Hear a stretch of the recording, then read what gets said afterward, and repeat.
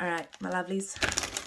B&B episode 4. Please do go watch the other episodes prior to watching this one. It is me following the most toxic relationship known to mankind. It is a real relationship, so if by the rarest of chances this person, God knows where they are in the world, finds my channel, I mean no offense, but thank you for giving me purpose to entertain myself. I don't know if that's a purpose. My other channel is my purpose. This is my entertainment.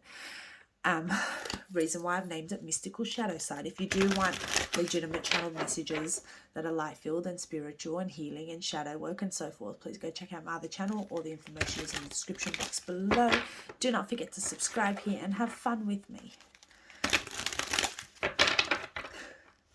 So,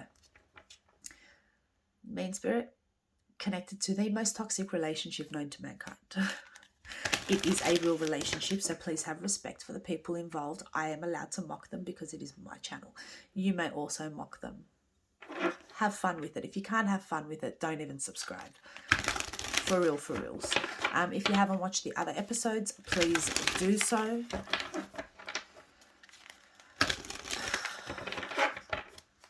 This all started on my original channel, and then I'm like, no, I need to separate my shadow from my light. Just for the sake of some people don't want to have fun with this. I do, because I don't want an actual toxic relationship in my life. So if I can get my soap opera kind of toxicity out of the way using my videos, I'm going to do it. And if you don't like soap operas, you're probably not going to like this. If you like drama, you might like it. Alright, so episode 4, in the end of episode 3, I did say that I want to get a backstory, a very quick backstory on all the characters involved. So far we have the villain, name has stayed the same. We have Picardy, which stands for previously known as the damsel. However, I've given her a new name because she has had a transformation. Previous episodes she did start to irritate me, but what did I expect, right? This is where it gets interesting, and this is where I get excited. We have the lover that Picardy is pretty much healing with.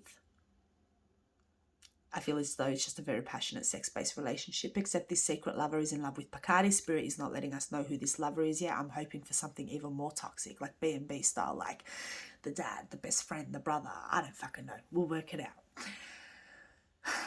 Then there's a secret person coming into Picardy's life that's also going to make an offer. They are not scared. They're going to come straight forward. Except this secret lover, my lovelies, this secret lover was part of Picardy's past. So after distancing themselves from the villain had Picardy involved in a third-party situation, right?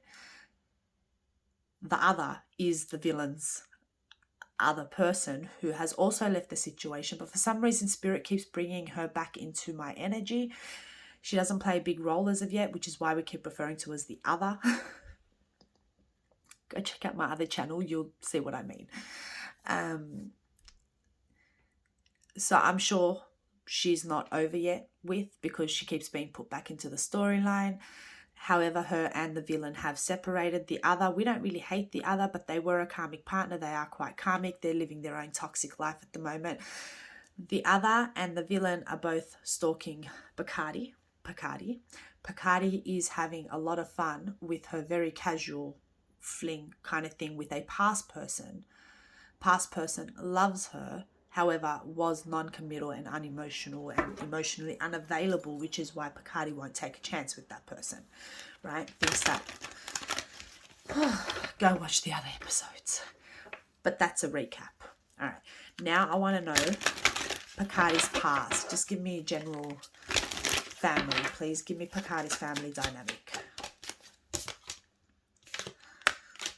Two parents that were together.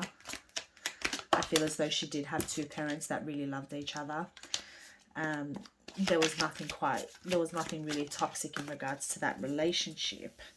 However, I do feel as though there was a lot of holding back. So we had two parents who did love each other, possibly not emotionally intelligent or emotional, possibly very detached, unattached. I feel as though possibly both parents, both parents, I feel as though were away at work quite a lot of the time. I feel as though they did, there was a distance, my lovely. So there was communication between Picardy and her parents. but they were away at work a lot of the time. How was their financial setup? Pretty moderate, average. They were comfortable financially. They weren't anything, you know, they definitely didn't have mansions. There were no boarding schools involved, but I do feel as though the parents were away at work to provide this comfortable life to some extent. Yeah, pretty middle class here, but there was a distance between her and her parents. Were there any siblings? Picardy has no siblings. Picardy is an only child. Okay. What else do we need to know about Picardy? Picardy.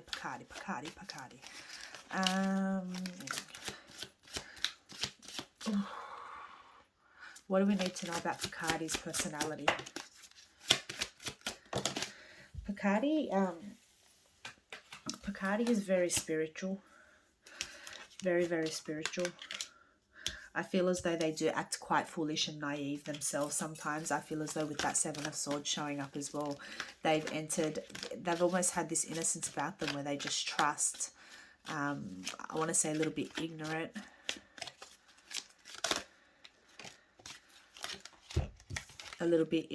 Yeah. Dealt with a lot of party boys. Possibly had a lot of party friends through school. I feel as though Picardy was away at boarding school. I do, but I don't feel as though it was one of those really... Like I said, the most toxic relationship in the world could be in the middle of fucking Bangladesh for all I know. Right, guys? I don't know where they're from. I don't need to. I just want to follow their story. But there was a lot of partying. Maybe... well, school friends even if it wasn't going away necessarily. Spirit's not really clearing that up for me. But I also believe that Picardy also did behave in some foolish kind of ways. Was there anything major events, please, in Picardy's life?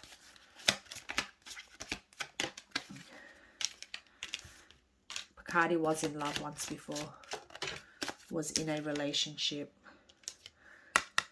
Picardy was involved. Picardy was involved in another third-party situation and was used as an option. Was this a villain or was he someone else?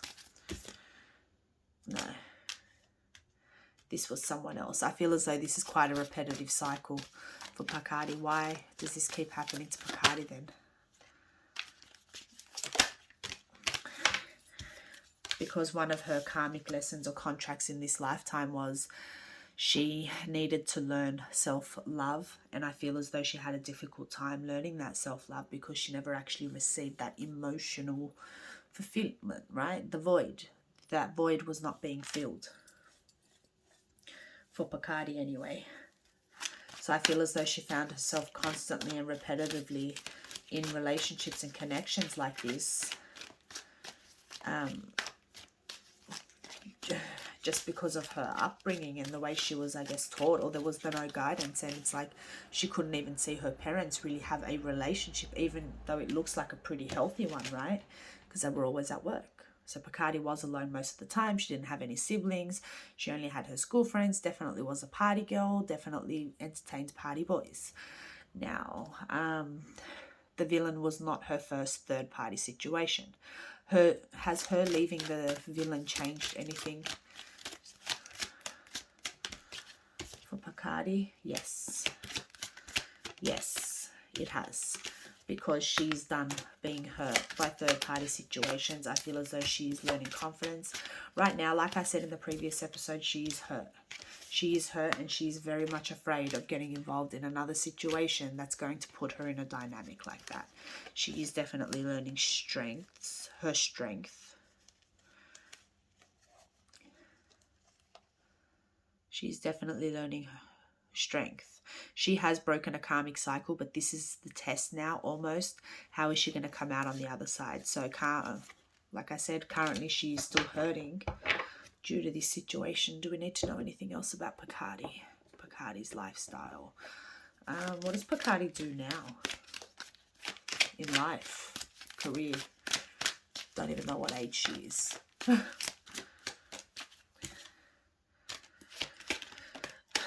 Bacardi's still quite young. She's still trying to figure out what she wants to do. I think she may be a teacher. Pretty sure she's a teacher. Does she have any children? No. She's a teacher, but she's finding it difficult. So school teacher, primary school teacher, I'm getting a little bit, but a teacher of some sort. But she's finding it's like she's not happy where she is. So this is where she's trying to decide. Bacardi don't want to work no more. Bacardi just wants to get married and have someone look after her. Hey, for all I know. Anyways, no judginess.